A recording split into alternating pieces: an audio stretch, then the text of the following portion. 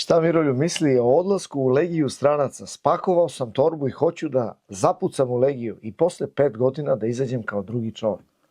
To ti je mnogo glup potez, prijatelju, da ideš, da se obučavaš, da ratuješ za tuđe interese, gde će da te gaze, da te ponižavaju, da ćeš ti da se obučiš. Ako hoćeš da se obučiš za veštine preživljavanja i samoodbrane u fizičkom smislu, imaš akademije kao što je Akademija Dejana Vukojevića, mislim da se tako zove Dejan Vukojević iz Požarevca, možeš tamo njemu da se javiš, da se obučiš. Postoje i drugi momci koji mogu da te obuče, a najvažnija samoodbrana ti je duhovna samoodbrana, da poznaš Sveto pismo, da znaš da preživiš u prirodi, da se sklanjaš od budala, da se osposobiš za viši nivo kvalitetnog života, to je da se ženiš, da stvaraš porodicu. Kaka Legija stranac? To ti je blejanje najstrašnije, brate.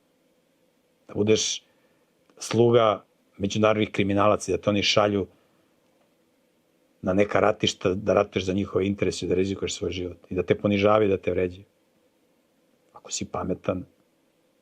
Odlazak u Legiju stranaca je akt kukavičluka. To je akt kukavičluka. Kad ne smeš, kad si slab, nisi u stanju da se pokreneš, da pokreneš prijatan biznis, da se osposobljaš, se ženiš. Ideš u Legiju stranaca. Mrčo, mrčeni. Legija stranaca. Da izađe kao nov čovjek, kaže. Izađeš kao nov čovjek.